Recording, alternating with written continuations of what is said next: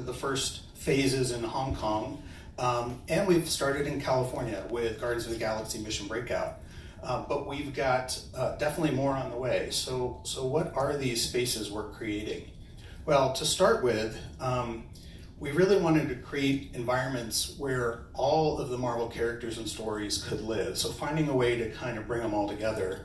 And in two of those locations, it's about Tony Stark and his father, Howard Stark, and that history, Stark Industries. There were sites around the world, and he's developing these sites, Tony is now, with the help of the Avengers, to bring in and showcase new technology, learning centers, inviting in PIM technologies from Ant-Man and the Wasp. We have Doctor Strange and the Mystic Arts coming. The Avengers obviously will be there, as well as all your favorite characters. So this is really a chance to start to grab all of these great stories and characters and put them into one place. In addition, we have, you'll obviously see, as Dan mentioned, our heroes in heroic encounters. We don't want you to just stand next to them and pose, which is great, but we want to take that to another level. So it's really seeing these characters in action, which is going to be fantastic. And then we're creating new stories, new places for these characters to emerge. The Worldwide Engineering Brigade, which you'll be hearing more about as we tease more and more about it, is a new organization that we are basing stories on that will appear here as well. So we are really excited. So California you'll be seeing the progress. Actually, we've already got the construction fences up. So if you're ever in Disney's California Adventure, you will see it going up bit by bit. Paris, similar layout. So this is in the studios part out there. And the one unique thing here is we are taking what is their rock and roller coaster attraction, and we are completely reimagining it. And it'll include Iron Man and the Avengers. So in the same way we transformed the Tower of Terror into Guardians Mission Breakout, we're going to do a similar transformation for that attraction. So that'll be the cornerstone of a new themed area in Paris. Also in Paris, we have a brand new Marvel themed hotel. So for those of you familiar with Paris, the Hotel New York, Disney's Hotel New York, featuring the art of Marvel, will be the first time that we are theming it. Now, a little bit different than creating an environment and a place for our characters to live. This is really a little bit more celebratory. We're celebrating the art of Marvel. So we've commissioned artists that are involved with comics, with films, with animation, and for the first time, we're going to have a lot of this on display. So we are really excited about this, and this hotel is actually even going to be closing down, because they're going through a major renovation. So I think when it opens, it's going to be really, really spectacular, but a chance to see, obviously, everywhere from the guest rooms to the common areas, and a chance to meet your favorite characters as well. So that's what's happening in Paris. In Hong Kong, as I mentioned, we've already opened the Iron Man experience, but what is next? And it is Ant-Man and the Wasp. So we've got this opening the end of March, beginning of April, you'll be able to see it.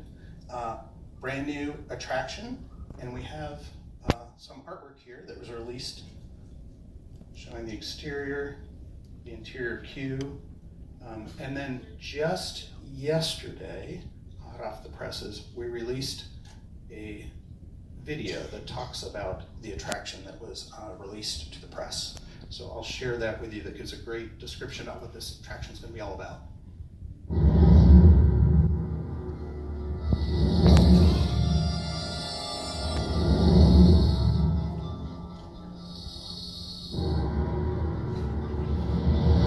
Ant-Man and the Wasp Nano Battle is a story that's actually connected to Iron Man experience here at Stark Expo in Tomorrowland.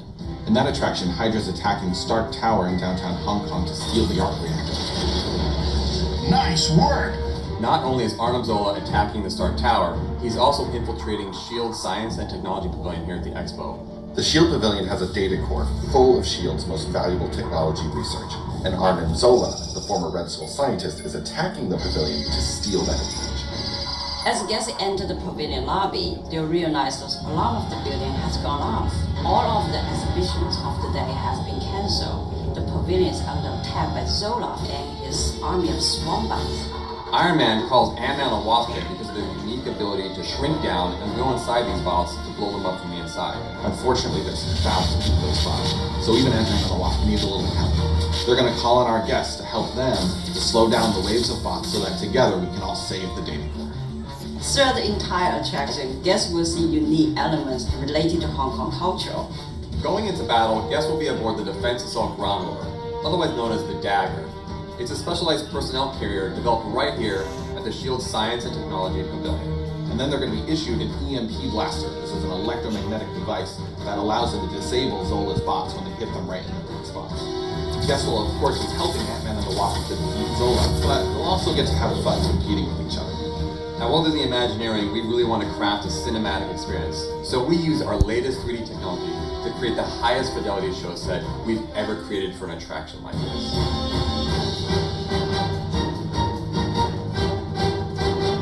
For this specific attraction, we're bringing in interactivity, technology, a whole new way to deliver this story. And to make it even better, we worked with Marvel Studios and Peyton Reed, the director of the film, to shoot Paul Rudd and Evangeline Lilly as Ant-Man and the Wasp. Paul Rudd and Evangeline Lilly are just awesome, and I think we really enjoy watching them on screen, and now we're going to get to step into that world with them. And they had so much fun doing this, and they were so excited when we pitched them the attraction. They couldn't wait to be a part of it. So you're not just going to get to see them in this attraction, you're going to get to fight alongside them. Guests will feel a real sense of accomplishment after defeating Zola's bots. Ant-Man and the Wasp couldn't have done it without them.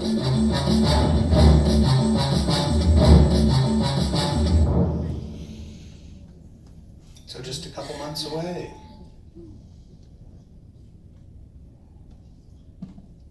Florida. So, for those who are, most people here are probably Walt Disney World sort of centric guests, I'm guessing.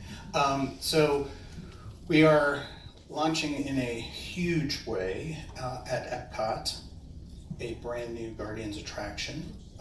And for those who have been recently, you might see a very small building behind the Universe of Energy going up. So as if the Universe of Energy wasn't big enough, we needed to add an entirely new building behind it.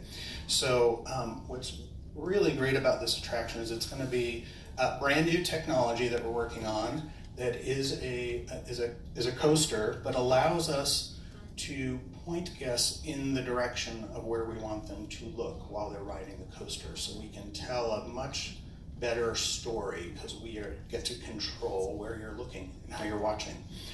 It is also one of the largest indoor coasters in the world, or will be when it opens. And for those who have seen the gigantic building going up in the parking lot of Epcot, it is, you can fit 4 spaceship Earths inside of it. It's enormous. And I've also been told it's the size of the Contemporary Tower. So just to give you a sense of how big it is. So we are obviously extremely excited about this one. And who wouldn't be?